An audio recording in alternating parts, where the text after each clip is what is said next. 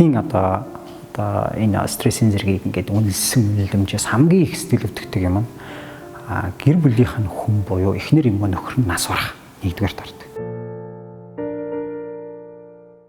Тэгээд дараа нь ястаа нөгөө хамгийн хайртай татны ээж нэт юм хүүхэд нэт юм тэг хүүхэд нас барах ч гэдэг юм ойртны нас барах ч юм ордог байх нь гих мэтчлэнгээр. Тэгтэл энэ зэргүүдийн тоонд маш өндөр хувийг эзэлдэг нэг зүйл юу байдаг гэхээр гэр бүл салалт. Гэр бүл салалт хүний сэтгэл хөдлөл, хүний сэтгэл зүйн асуудалд хамгийн их хүчтэй буюу маш их сэтгэл өвдөгсөн үйл явдлуудын бас нэлийн дээгүүр орж явдаг гэсэн үг.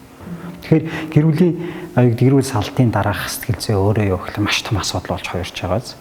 Сэтгэл гэдэг эрхтний хувьд эмзэг мэдрэмтийн төрлийн хүмүүс байдаг юм аа л да. Тэгээ их юм боддог, ургуулдаг, төсөөлдөг. Ийм төрлийн хүмүүс бол хүнд хайртай болохтой эсвэл хүнд дурлагтай хүртэл бүр ингээ өөрөөсөө анастмаа зүгш дурладаг, хайрладаг. Өөрөөсөө илүү нөгөө хүнээ илүү хайрладаг төрлийн хүн байгаа бол тэр гэр бүл салахад тэр хүн маш их үүднэ. Ягаад гэвэл тэр сэтгэлийн холбоог энэ тэр чигээр тасдаж ийн гэсэн санааг илэрхийлж байгаа. Эхнэр ягаад яваад гэсэн намайг хаяа авчлаа шүү дээ.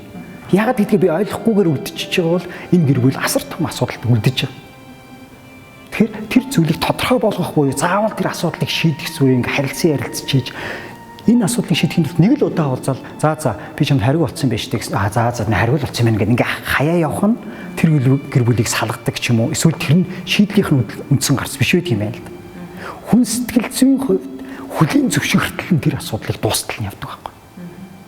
Нэрэл жаргал маань надад хариу болсон юм байна да гэд тэ нэрэл за энэ амьдрал үнэхээр л битгэхгүй юм байна гэдэг хүртэл л явах хэрэгтэй байхгүй. Тэгхгүйгээр ойлгомжгүй би дотроо шүү дээ хүлээгээд байгаа байхгүй.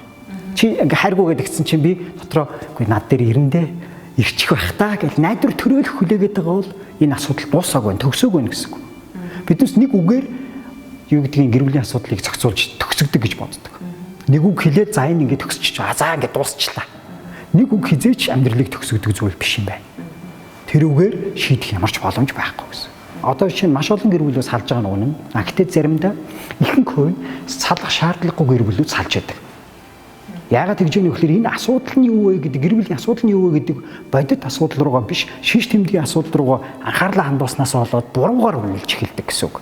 Өөрөлдөх юм бол нөхөр муу, эхнэр муу гэдэг ингээд бие биенийгээ үзэн ядсаар аваад хүүхэд тохироо тэгээ салж идэг ч гэдэг юм уу. Тэгэхээр үндсэн асуудал нь шал өөр асуудал байх жишээд. Сэтгэл зүй орон зай хоосорчлоо, тодорхой хоосорчлоо шүү дээ. Орлуулж байгааз. Орлуулах гэдэг бол хамгийн муу хамгаалах механизм.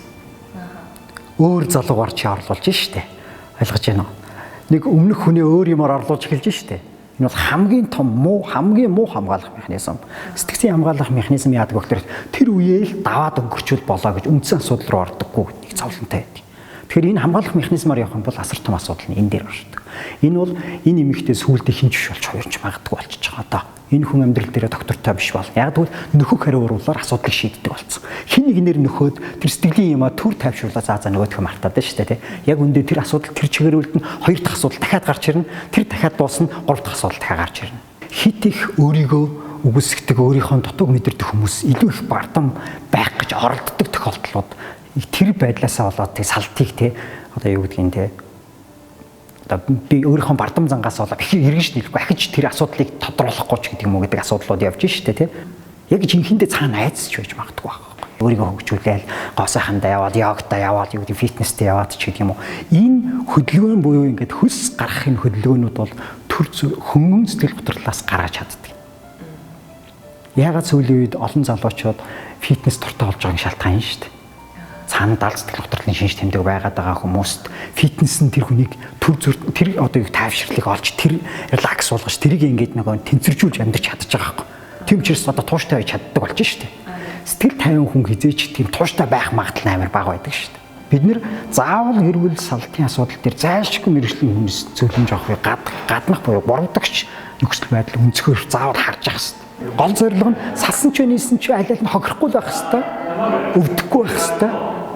Хамгийн одоо юу гэдгийг гол нь хүүхдүүд тэр тунд магадгүй байгаа бол тэр хохирохгүй байхыг илэрхийлсэн.